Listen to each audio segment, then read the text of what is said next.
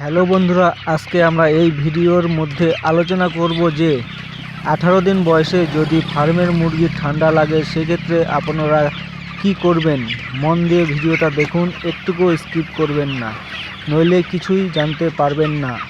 আর হ্যাঁ বন্ধুরা, যারা এই চ্যানেলে নতুন এসেছো তাদেরকে বলছি প্লিজ চ্যানেলটিকে সাবস্ক্রাইব করে পাশে থাকা বেল আইকনটি বাজিয়ে দাও, কারণ সবার আগে এরকম ভিডিও পাওয়ার জন্য। ধন্যবাদ বন্ধুরা। আর বকবক করছি না, এবার মূল ভিডিওতে যাওয়া যাক।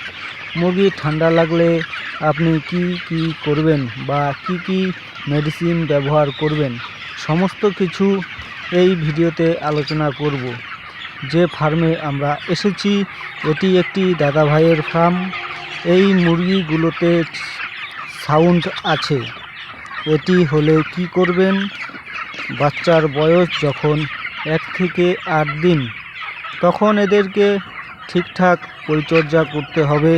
বিশেষ করে ঠান্ডার দিনগুলো, এই সময় আমাদের 95 ডিগ্রি মেনটেন করতে হবে।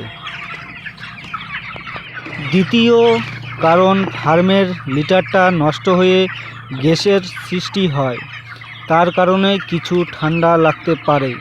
এই কারণে অনেক ফার্মার অনেক ধরনের ওষুধ ব্যবহার করে থাকেন।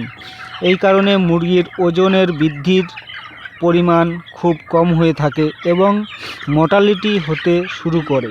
তাই বলছি, আপনারা যে কোম্পানিরই কাজ করেন না কেন, সেই কোম্পানির লাইন সুপারভাইজারের পরামর্শ নিয়ে কাজ করুন।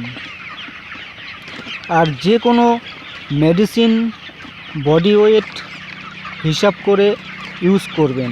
আর মেডিসিন দেওয়ার সময় কোনো রকম জল শোধন দিবেন না।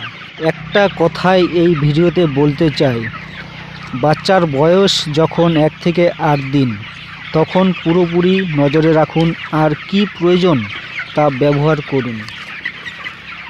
সুপারভাইজারের সাথে পরামর্শ নিন। আশা করি রেজাল্ট খুব ভালো হবে এবং উন্নত মানের রেজাল্ট পাবেন। এই ভিডিওটি যদি ভালো লেগে থাকে তবে ভিডিওকে লাইক, কমেন্ট এবং শেয়ার করবেন।